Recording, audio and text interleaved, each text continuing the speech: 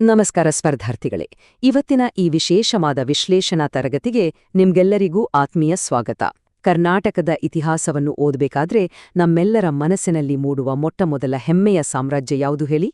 Exactly, ಅದುವೇ ಕದಂಬರು. ಇವತ್ತು ನಾವು ಕೇವಲ ಪ್ರಶ್ನೆಗಳನ್ನು ಬಾಯಿಪಾಠ ಮಾಡೋದಿಲ್ಲ, ಬದಲಾಗಿ ಪ್ರತಿಯೊಂದು ಕಾನ್ಸೆಪ್ಟ್ ಅನ್ನು ಆಳವಾಗಿ, ಲಾಜಿಕಲ್ ಆಗಿ ಅರ್ಥ ಮಾಡ್ಕೊಳ್ಳೋಣ.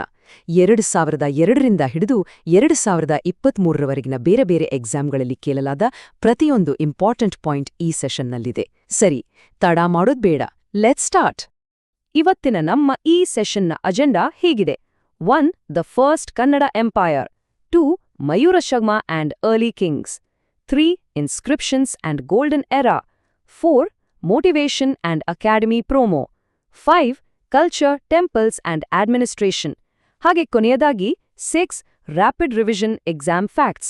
ಈ ಕ್ಲಾಸ್ ಮುಗಿಯುವಷ್ಟರಲ್ಲಿ ಕನಿಷ್ಠ 20 ಅತ್ಯಂತ ಪ್ರಮುಖ ಪ್ರಶ್ನೆಗಳು ನಿಮ್ಮ ಮೈಂಡ್ನಲ್ಲಿ ಪರ್ಮನೆಂಟ್ ಆಗಿ ಲಾಕ್ ಆಗಿರುತ್ತೆ. That's for sure. ಬನ್ನಿ ನಮ್ಮ ಮೊದಲನೇ ವಿಭಾಗ, ದ ಫಸ್ಟ್ ಕನ್ನಡ ಎಂಪೈರ್ ಅನ್ನು ಆರಂಭಿಸೋಣ. ಕೇವಲ ಒಂದು ಸಣ್ಣ ಅಪಮಾನ, ಒಂದು ದೊಡ್ಡ ಸಿಟ್ಟು, ಹೇಗೆ ಒಂದು ಸಂಪೂರ್ಣ ಹೊಸ ರಾಜವಂಶದ ಹುಟ್ಟಿಗೆ ಕಾರಣವಾಯಿತು ಅನ್ನೋದು ಇತಿಹಾಸದ ಅತ್ಯಂತ ರೋಚಕ ಕಥೆ. ಈಗ ಇಲ್ಲಿ ಉದ್ಭವಿಸುವ ಒಂದು ಬಹುಮುಖ್ಯವಾದ ಪ್ರಶ್ನೆ ಅಂದರೆ, ಕರ್ನಾಟಕದಲ್ಲಿ ಮೊಟ್ಟಮೊದಲ ಸಾಮ್ರಾಜ್ಯವನ್ನು ಕಟ್ಟಿದ ಕೀರ್ತಿ ಯಾರಿಗೆ ಸಲ್ಲಬೇಕು? PC 2002 ಪರೀಕ್ಷೆಯಲ್ಲಿ ನೇರವಾಗಿ ಕೇಳಲಾದ ಪ್ರಶ್ನೆ ಇದು. ಆಪ್ಷನ್ಸ್ ನೋಡಿ: ಹೊಯ್ಸಳರ, ಬಾದಾಮಿ ಚಾಲುಕ್ಯರ ಅಥವಾ ರಾಷ್ಟ್ರಕೂಟಲ. ಸ್ವಲ್ಪ ಯೋಚಿಸಿ. ಸರಿಯಾದ ಉತ್ತರ ಕದಂಬರು. ಕದಂಬರು ಕರ್ನಾಟಕದ ಮೊದಲ ಸ್ವತಂತ್ರ ರಾಜವಂಶ. ಇದನ್ನು ಸ್ಥಾಪಿಸಿದವರು ಮಯೂರಶರ್ಮ. CPC 2016, PC 2017 ಮತ್ತು ವಾರ್ಡರ್ 2011 ಎಕ್ಸಾಮ್ಗಳಲ್ಲಿ ಕದಂಬ ರಾಜ್ಯದ ಸ್ಥಾಪಕ ಯಾರು ಅಂತ ಪದೇ ಪದೇ ಕೇಳಲಾಗಿದೆ. ಕೇವಲ ಬಾಯ್ಪಾಠ ಮಾಡುವುದು ಬೇಡ, ಈ ಕಾನ್ಸೆಪ್ಟ್ ಅನ್ನು ಚೆನ್ನಾಗಿ ಅರ್ಥ ಮಾಡ್ಕೊಳ್ಳಿ. ನಮ್ಮ ಕರ್ನಾಟಕದ ನಿಜವಾದ ರಾಜಕೀಯ ಇತಿಹಾಸ ಶುರುವಾಗುವುದೇ ಈ ಮಯೂರಶರ್ಮನಿಂದ. ಎರಡನೇ ವಿಭಾಗ, ಮಯೂರಶರ್ಮ ಅಂಡ್ ಅರ್ಲಿ ಕಿಂಗ್ಸ್. ಈಗ ಆ ಸಂಸ್ಥಾಪಕನ ಕಥೆ ಮತ್ತು ಆರಂಭಿಕ ರಾಜರುಗಳ ಬಗ್ಗೆ ತಿಳಿಯೋಣ. ಮಯೂರಶರ್ಮ ಹೇಗೆ ತನ್ನ ಹೆಸರನ್ನು ಮಯೂರವರ್ಮ ಎಂದು ಬದಲಾಯಿಸಿಕೊಂಡ ಅನ್ನೋದು ನಿಜಕ್ಕೂ ಕುತೂಹಲಕಾರಿಯಾದ ವಿಚಾರ. ಈ ಸಂಸ್ಥಾಪಕನ ಹಿನ್ನೆಲೆಯನ್ನು ಸ್ವಲ್ಪ ಸೂಕ್ಷ್ಮವಾಗಿ ಗಮನಿಸಿ. ಇಲ್ಲಿರುವ ಪ್ರತಿಯೊಂದು ಪಾಯಿಂಟ್ ಕೂಡ ಒಂದೊಂದು ಎಕ್ಸಾಮ್ ಪ್ರಶ್ನೆ. ಮಯೂರಶರ್ಮ ಮೂಲತಃ ಬ್ರಾಹ್ಮಣನಾಗಿದ್ದನು, ನಂತರ ಕ್ಷತ್ರಿಯನಾದನು. ಆತ ಕಾಂಚೀಪುರಂನ ಘಟಿಕಾ ಸ್ಥಾನದಲ್ಲಿ, ಅಂದರೆ ಆ ಕಾಲದ ಸೈನಿಕ ತರಬೇತಿ ಕೇಂದ್ರದಲ್ಲಿ ಟ್ರೈನಿಂಗ್ ಪಡೆದನು. KES 2007 ಪರೀಕ್ಷೆಯಲ್ಲಿ ಮಯೂರವರ್ಮನ ಬಗ್ಗೆ ಯಾವುದು ನಿಜವಲ್ಲ ಅಂತ ಒಂದು ಪ್ರಶ್ನೆ ಬಂದಿತ್ತು. ಎಲಿಮಿನೇಷನ್ ಟೆಕ್ನಿಕ್ ಯೂಸ್ ಮಾಡೋಕೆ ಇದು ಗೊತ್ತಿರಬೇಕು. ಆತ ತಾಳಗುಂದದ ಸ್ತಂಭ ಶಾಸನವನ್ನು ಕೆತ್ತಿಸಿದ್ದ ಎಂಬುದು ಸಂಪೂರ್ಣ ತಪ್ಪು. ಯಾಕಂದ್ರೆ ಆ ಶಾಸನವನ್ನು ಕೆತ್ತಿಸಿದ್ದು ಬೇರೆಯವರು.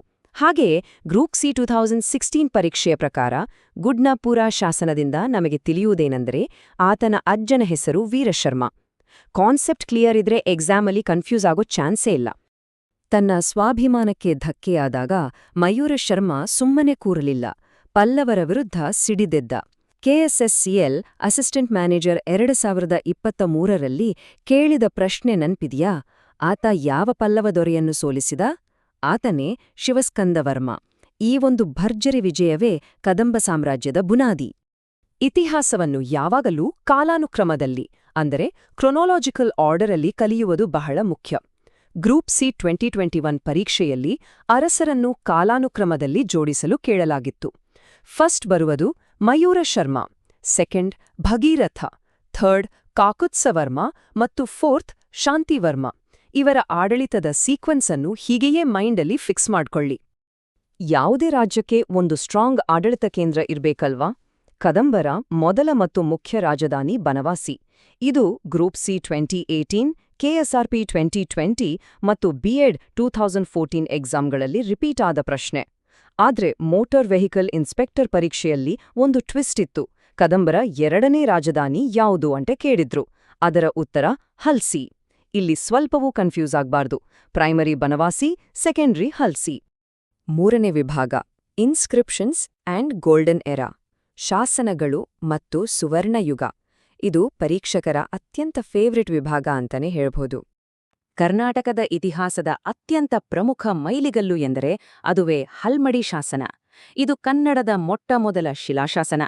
ಕೆಎಸ್ಆರ್ಪಿ ಪಿಸಿ 2014 ಮತ್ತು ಡಿಎಡ್ 2002 ಎಕ್ಸಾಮ್ಗಳಲ್ಲಿ ಪದೇ ಪದೇ ಕೇಳಲಾದ ಅತಿ ಮುಖ್ಯ ಕಾನ್ಸೆಪ್ಟ್ ಇದು. ಕನ್ನಡ ಭಾಷೆಯ ಲಿಖಿತ ಇತಿಹಾಸ ಅಫಿಷಿಯಲ್ ಆಗಿ ಶುರುವಾಗೋದೇ ಇಲ್ಲಿಂದ. ಕದಂಬ ಕುಟುಂಬದ ಚೂಡಾಮಣಿ ಅಥವಾ ಜೋಲ್ ಆಫ್ ದ ಕದಂಬ ಫ್ಯಾಮಿಲಿ. ಎಂತಹ ಭವ್ಯವಾದ ಬಿರುದು ಅಲ್ವಾ? ಕೆಎಎಸ್ 2010 ಪರೀಕ್ಷೆಯಲ್ಲಿ ಈ ಬಿರುದು ಯಾರಿಗೆ ಸೇರಿದ್ದು ಅಂತ ಡೈರೆಕ್ಟ್ ಪ್ರಶ್ನೆ ಬಂದಿತ್ತು. ಆತನೇ ಕಾಕುತ್ಸವರ್ಮ. ಇವನ ಆಡಳಿತ ಕಾಲವು ಕದಂಬ ಸಾಮ್ರಾಜ್ಯದ ನಿಜವಾದ ಸುವರ್ಣ ಯುಗವಾಗಿತ್ತು. ಹಾಗಾದ್ರೆ ಆ ಬಿರುದು ಎಲ್ಲಿ ಉಲ್ಲೇಖವಾಗಿದೆ? ಅದುವೇ ತಾಳಗುಂದ ಶಾಸನದಲ್ಲಿ. ಎಸ್ಡಿಎ 2021 ಪರೀಕ್ಷೆಯ ನೇರ ಪ್ರಶ್ನೆ ಇದು. ತಾಳಗುಂದ ಶಾಸನದ ಕರ್ತೃ ಯಾರು? ಸರಿಯಾದ ಉತ್ತರ ಕುಬ್ಜಕವಿ. ಕದಂಬ ವಂಶಾವಳಿ ಮತ್ತು ಕಾಕುತ್ಸವರ್ಮನ ಸಾಧನೆಗಳನ್ನು ತಿಳಿಯಲು ಇದುವೇ ನಮಗಿರುವ ಪ್ರಮುಖ ಸೋರ್ಸ್. ರಾಜಕೀಯದಲ್ಲಿ ಕೇವಲ ಯುದ್ಧಗಳು ಮಾತ್ರವಲ್ಲ, ವಿವಾಹ ಸಂಬಂಧಗಳು ಕೂಡ ಬಹಳ ಮಹತ್ವ ಪಡೆಯುತ್ತವೆ. ಗ್ರೂಪ್ ಸಿ 2016 ಪರೀಕ್ಷೆಯಲ್ಲಿ ಒಂದು ವಿಶಿಷ್ಟವಾದ ಪ್ರಶ್ನೆ ಇತ್ತು. ಕದಂಬ ರಾಜಕುಮಾರಿ ಪ್ರಭಾವತಿಯ ವಿವಾಹ ಯಾರ ಜೊತೆ ಆಗಿತ್ತು? ಅದು ರಾಷ್ಟ್ರವರ್ಮನ ಜೊತೆ. ಈ ಥರದ ರಾಜತಾಂತ್ರಿಕ ಮೈತ್ರಿಗಳು ಕದಂಬರ ಶಕ್ತಿಯನ್ನು ಇನ್ನಷ್ಟು ಬಲಪಡಿಸಿದವು. ವಿಭಾಗ 4 ಮೋಟಿವೇಶನ್ ಆಂಡ್ ಅಕಾಡೆಮಿ ಪ್ರೋಮೋ. ಸ್ಪರ್ಧಾರ್ಥಿಗಳೇ, ಇಲ್ಲಿ ಒಂದು ನಿಮಿಷ ವಿರಾಮ ತೆಗೆದುಕೊಳ್ಳೋಣ. ಕಾಂಪಿಟಿಟಿವ್ ಎಕ್ಸಾಮ್ಸಲ್ಲಿ ಕಠಿಣ ಪ್ರಶ್ನೆಗಳು ಸುಲಭವಾಗುವುದು ನಿಮ್ಮ ಕಾನ್ಸೆಪ್ಟ್ ಕ್ಲಾರಿಟಿ ಸ್ಟ್ರಾಂಗ್ ಇದ್ದಾಗ ಮಾತ್ರ.